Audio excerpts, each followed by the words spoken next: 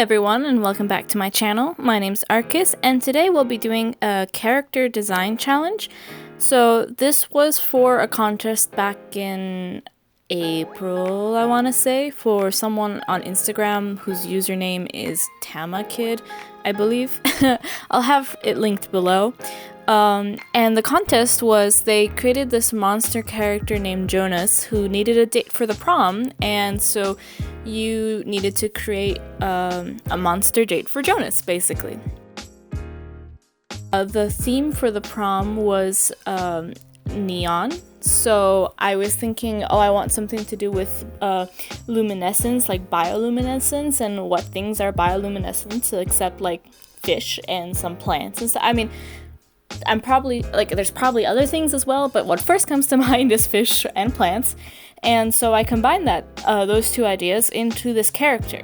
So she has like fish-like qualities, like very smooth skin and gills. That's why her head is encased in a magic water bubble so that she can breathe. Although my lore for this character, as I have come to really like her, is that she can breathe without the water. It's easier for her in the water.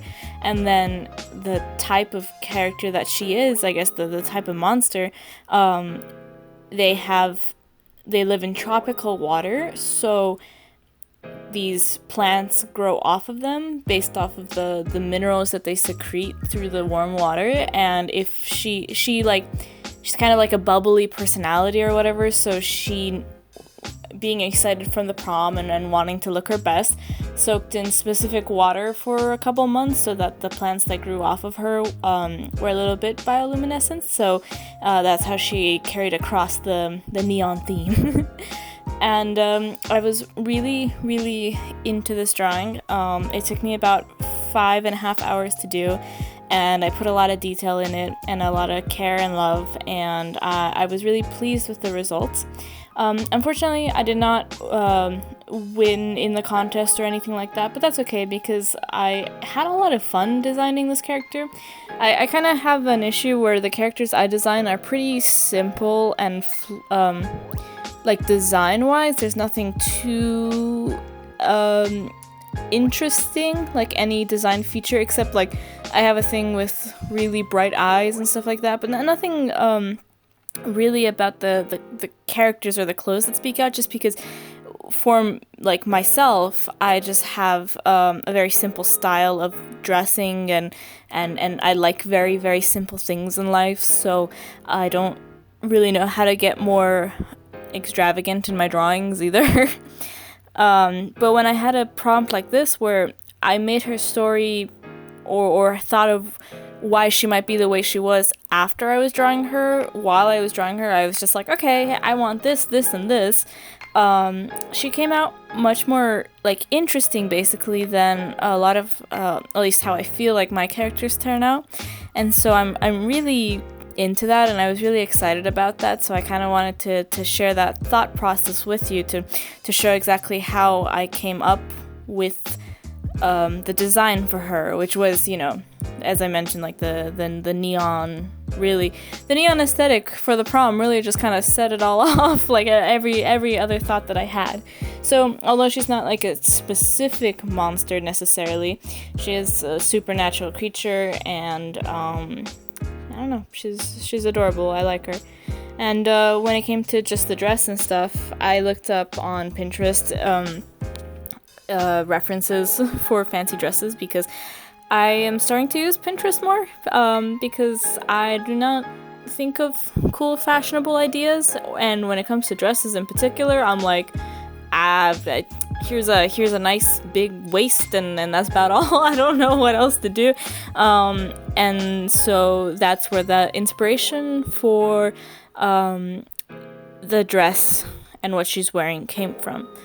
And then otherwise, when it came to the shading, I did take a long time to make sure everything turned out how I was wanting it to. So I used a combination of I have a specific brush in the program I'm using right now is Procreate on the iPad, and I have created a brush using the template of the the simple round brush, I believe it was.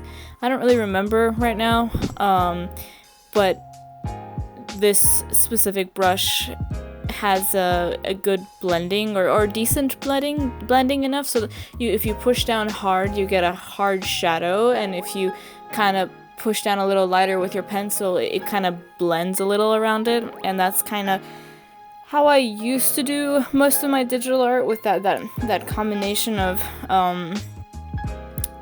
hard and soft shadows, which I think she turned out really great with that combination, and I'm not upset, and I'm not like, it's not that I don't like it or anything, but I don't know if that's the look I want for all of my art, because it does have this very, almost like, it's very sterile, like clean but beyond clean, like sterile, I don't know, and I don't know if I want that in my art. It feels too clean almost. But then again, I spend so much time on my line art to make it as clean as possible that I don't see how it possibly would turn out any other way than clean. Then I don't know. You know, I'm figuring this out as I go along. But yeah, so I used to do only this with my digital art before I took a break. So I just used it here, and yeah. So I think that's about all I wanted to say for this drawing. So I'll just leave you here with some music as I slowly make my way to finishing the drawing. So thanks so much for watching, guys, and I'll see you in my next video. Bye!